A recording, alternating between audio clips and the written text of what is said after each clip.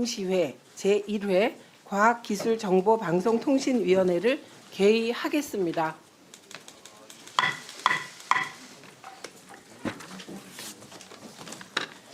위원님께 양해 말씀드립니다. 당초 회의 안건에 없었으나 간사와의 협의에 따라 현안 질의 증인 및 참고인 출석 요구 변경의 건을 상정합니다.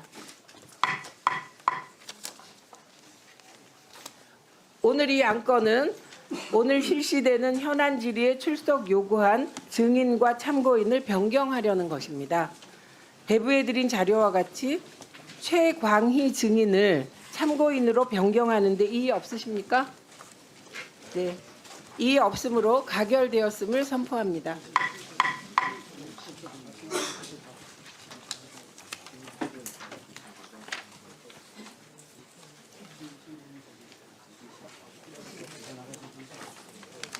오전에 나온 증인들 중에 오전에 계시다가 오전 질의 마치고 이석하셔야 되는 분들이 계십니다. 그렇기 때문에 법안 상정은 오후에 하도록 하겠습니다. 의사일정 제92항 방송통신 관련 현안 질의를 상정합니다. 증인과 참고인의 착석을 위해 잠시 장내 정돈을 하겠습니다.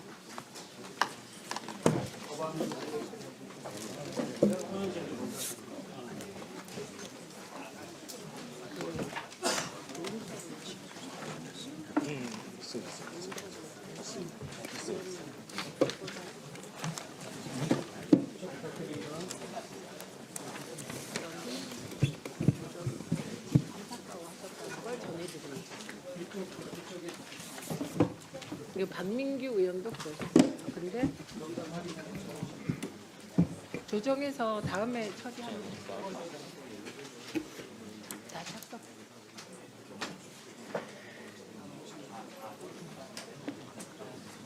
아직 좀 안 되죠.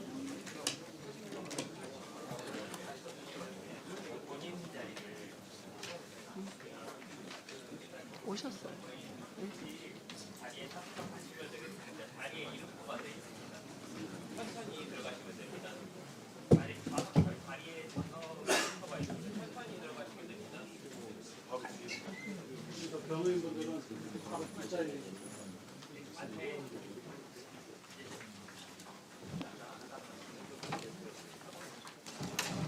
오셨는데 현관이랑 저기 앉아 계시죠.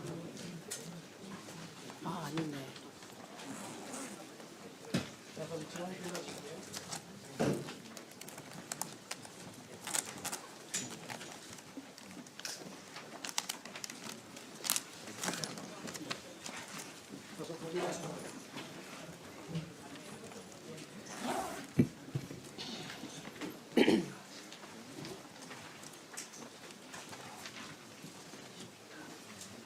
오셨어요. 네. 그러면 현안 질의 진행에 대해 안내 말씀드리겠습니다. 먼저 증인에 대한 선서를 받고 다음 위원님들께서 일문일답 방식으로 질의하겠습니다. 증인들 사이에 토론은 하실 수 없음을 말씀드립니다. 기관 증인이나 증인들께서는 하고자 하는 말씀이 있을 땐 반드시 위원장의 허가를 받고 해주시기 바랍니다. 그리고 오전에 성관이 사무총장께서 그리고 방심위 일부 증인들께서 이석하셔야 되기 때문에 오전 질의를 다 마치고 휴식 시간을 갖도록 하겠습니다. 오늘 현안 질의에서 23명의 증인과 4명의 참고인의 출석을 요구하였습니다. 이 가운데 6명의 증인이 불출석하였으며 이들 6명은 불출석 사유서를 제출하였습니다. 배부해드린 자료를 참고해 주시기 바랍니다. 정당한 이유 없이 불출석한 증인에 대해서는 국회에서 증언, 감정 등에 관한 법률 제12조에 따른 고발이 가능하다는 점을 알려드립니다. 오늘 출석하지 않은 증인들에 대해서는 위원장이 간사와의 협의를 거쳐 국회에서의 증언, 감정 등에 관한 법률 제15조에 따른 고발 여부를 결정하도록 하겠습니다. 오늘 현안 질의에 출석하신 증인과 참고인을 소개해드리겠습니다. 소개받은 증인과 참고인께서는 잠시 일어서서 인사하시고 앉아주시기 바랍니다. 우선 증인부터 소개해드리겠습니다. 김용빈 중앙선거관리위원회 사무총장이십니다. 조성은 방송통신위원회 사무처장입니다. 김영관 방송통신위원회 기획조정관입니다. 박종현 방송통신심의위원회 감사실장입니다. 김정한 방송통신심의위원회 운영지원팀 부속실장입니다. 장경식 방송통신심의위원회 강원사무소 소장입니다. 이성우 방송통신심의위원회 통신심의기획팀장입니다.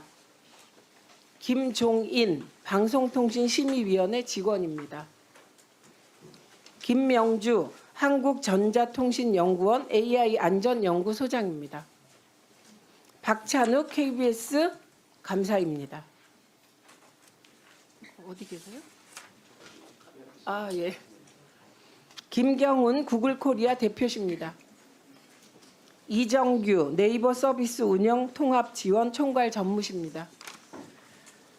임광우 카카오 콘텐츠 미디어 담당 성과 리더십니다. 이상중 한국인터넷진흥원장이십니다. 박건식 MBC 기획본부장이십니다. 오정환 전 MBC 보도본부장이십니다. 강명일 MBC 제3노조 위원장이십니다. 다음으로 참고인을 소개해드리겠습니다. 김준희 전국언론노조 방심위 지부장이십니다. 백준호 피리오사 AI 대표십니다.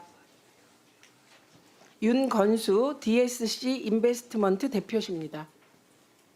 최강희 전 한국인터넷진흥원 사이버침해 대응본부장입니다. 참고로 김용빈 중앙선관위 사무총장은 오늘 실시되고 있는 전국 동시새마을금고 이사장 선거 관리를 위해 오전에만 출석하는 것에 대해 위원장과 간사의 양해를 얻었고, 장경식 방심위 강원사무소 소장도 건강상의 이유로 오전에만 출석하는 것에 대해 양해를 하였다는 말씀을 드립니다. 위원님들의 질의에 참고해 주시기 바랍니다. 그러면 증인 선서를 받도록 하겠습니다. 선서를 하는 이유는 현안 질의를 실시함에 있어 증인으로부터 양심에 따라 숨김 없이 사실대로 증언하겠다는 서약을 받기 위한 것입니다. 증인이 정당한 이유 없이 선서 또는 증언을 거부하거나 증언을 함에 있어서 국회의 권위를 훼손하거나 위증을 하는 경우에는 국회에서의 증언 감정 등에 관한 법률 제15조에 따라 고발될 수 있음을 미리 알려드립니다. 김용빈 중앙선거관리위원회 사무총장께서 발언대로 나오셔서 오른손을 들고 선서해 주시고, 선서가 끝나면 선서문에 서명해서 위원장에게 제출해 주시기 바랍니다. 다른 증인들께서는 그 자리에 일어나셔서 오른손을 들어주시면 되겠습니다. 참고인들께서는 선서 대상이 아니시므로 자리에 앉아 계시기 바랍니다. 김영빈 총장 나오셔서 선서해 주시기 바랍니다. 선서. 본인은 국회 과학기술정보방송통신위원회가 실시하는 방송통신 관련 현안 질의 증언을 함에 있어서 국회에서의 증언 감정 등에 관한 법률 제7조 및 8조의 규정에 의하여 양심에 따라 숨김과 보탬이 없이 사실 그대로 말하고, 만일 진술이나 서면 답변에 거짓이 있으면 위증의 벌을 받기로 맹서합니다. 김용빈.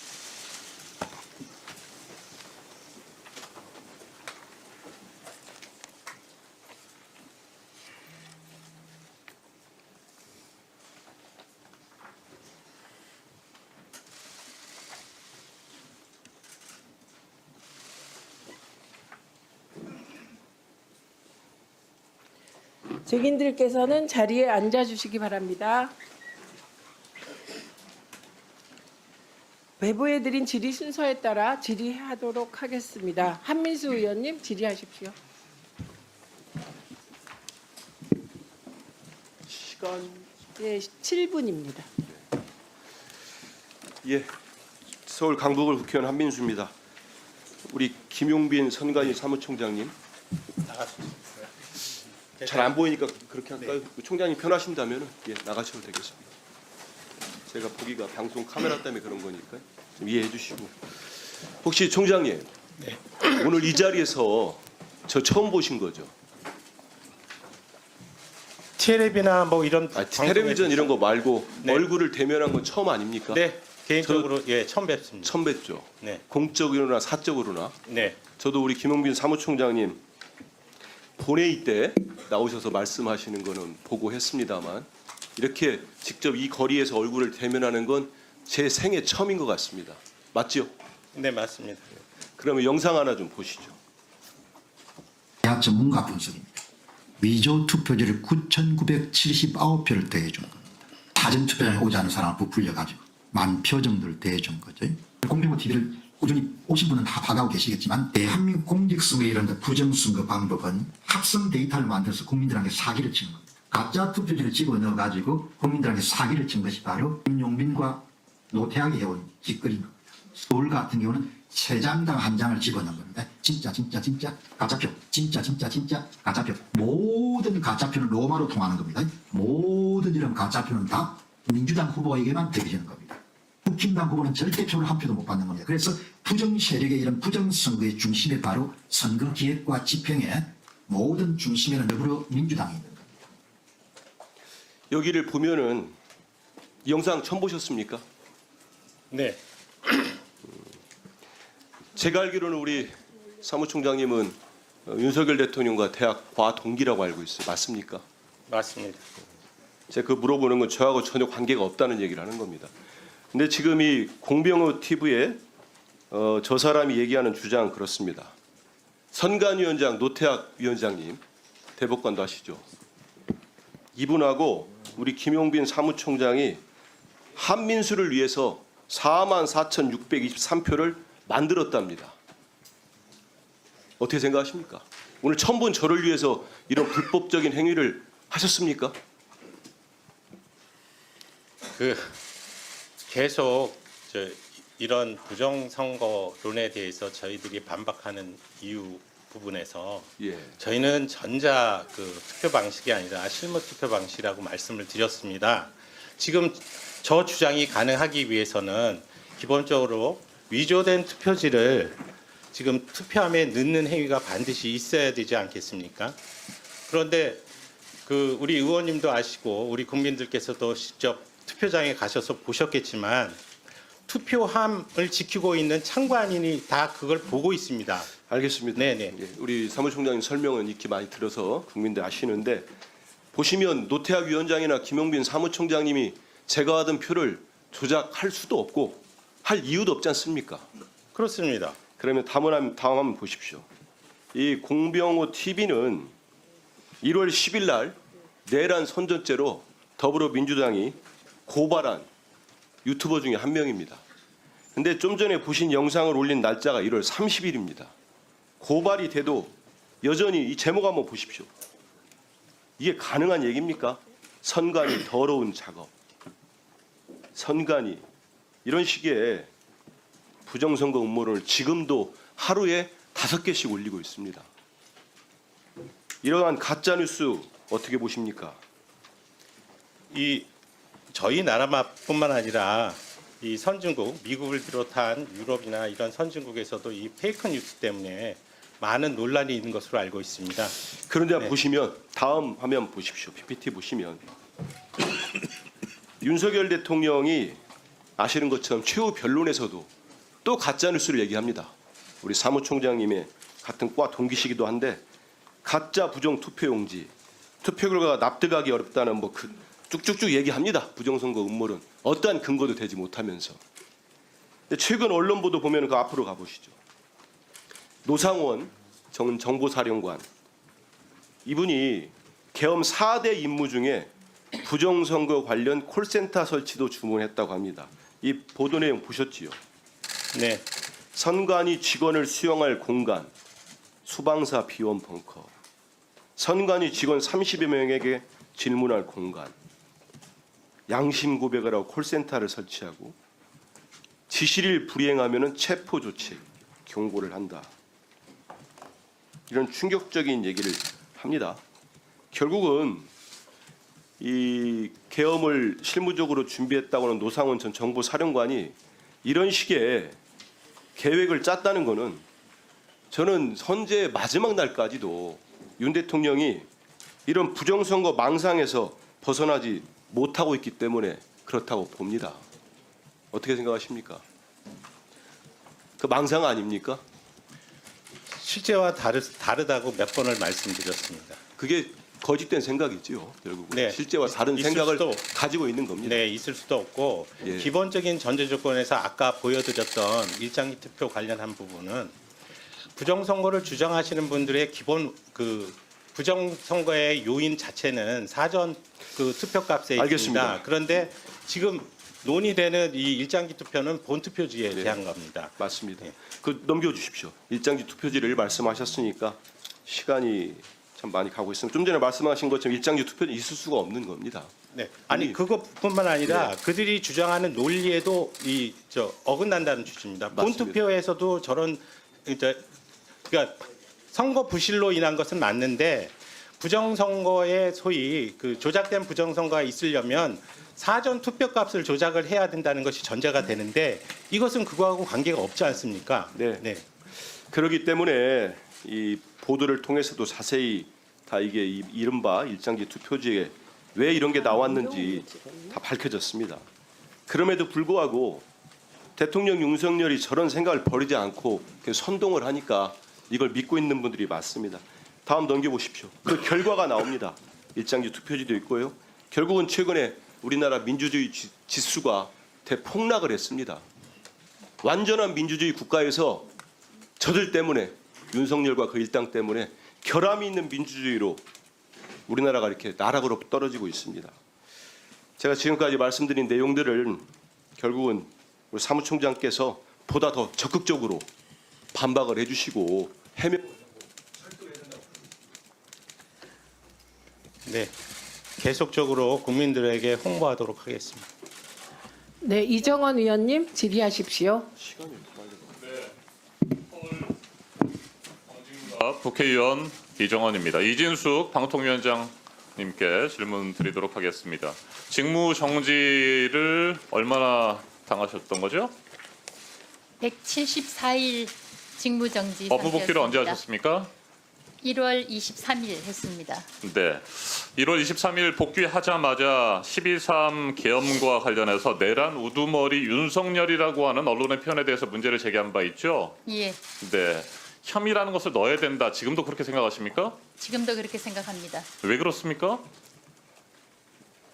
내란이라는 것은 지금 법적 절차를 밟고 있고 내란이 입증된 것이 아니라고 생각하니까 12.3 계엄이 맞다고 생각합니다. 네, 뭐 이미 검찰의 기소 내용에도 포함되어 있고, 네, 헌법재판소에서 다뤄지고 있는 내용 모두에서 내란 우두머리라고 하는 표현이 계속해서 나오는데 여전히 윤석열에 대한 옹호를 하고 있는 겁니다. 자, 그리고 MBC에 대해서는 이게 공영방송 맞느냐라고 하는 표현으로 뭐 표적 심사를 예고하는 듯한 압박성 발언을 했는데 이것도 어떻게 생각하십니까? 어떤 부분에 대한 표적 심사 말씀입니까? 표적 심사라는 것은 있을 수도 없고 이게 공영방송 맞느냐라고 하는 표현을 쓰셨잖아요. 네. 자, 그런 표현들 때문에 이진숙 방송통신위원장이 윤석열의 내란과 극우 폭동 또 그다음에 윤석열의 방송 통제와 탄압에 대해서 여전히 옹호하고 같은 인식을 드러내고 있다라고 하는 비판을 받고 있는 겁니다.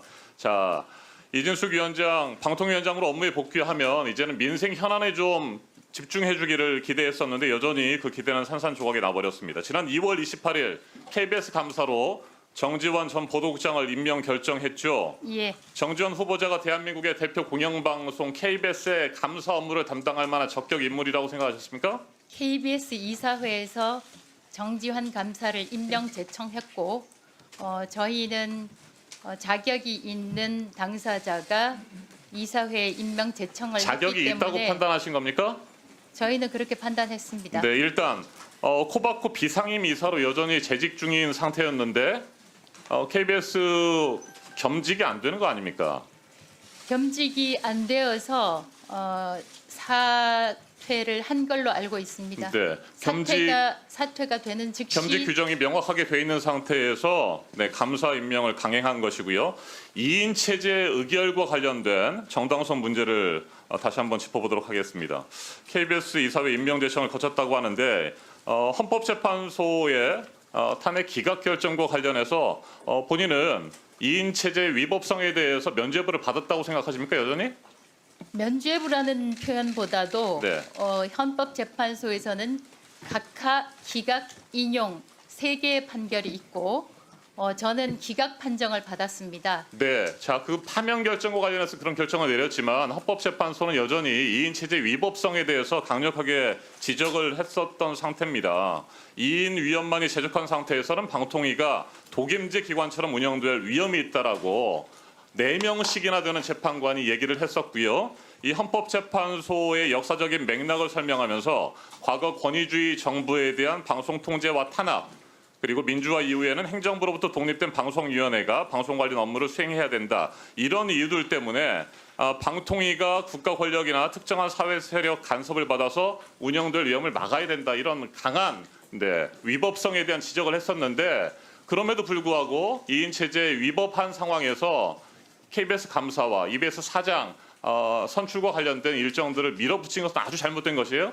이런 지적에도 불구하고 550일 넘게 국회에서 3인의 방송통신위원회 상임위원을 추천하지 않은 것에 대해서 다시 한번 3명에 대해서 추천해 주실 것을 요청합니다. 네, 그러면 만약에 5명이 있는 잠깐만요. 상태에서 됐습니다. 2명만 했다면 제가 문제가 있겠지만 2명밖에 없는 상황이었고 2명으로 상임위원회를 열 수가 있게 돼 있습니다. 네, 윤석열 정권에서 계속해서 선별적인 임명, 선별적인 인사 처리를 해왔기 때문에 그걸 지금도 우리는 믿을 수가 없는 것입니다. 기형적인 2인 체제에서 독임제 기관처럼 운영되고 있고 이 부분에 대해서는 헌법재판소뿐만 아니라 행정법원에서도 끊임없이 위법성 문제를 제기했던 겁니다.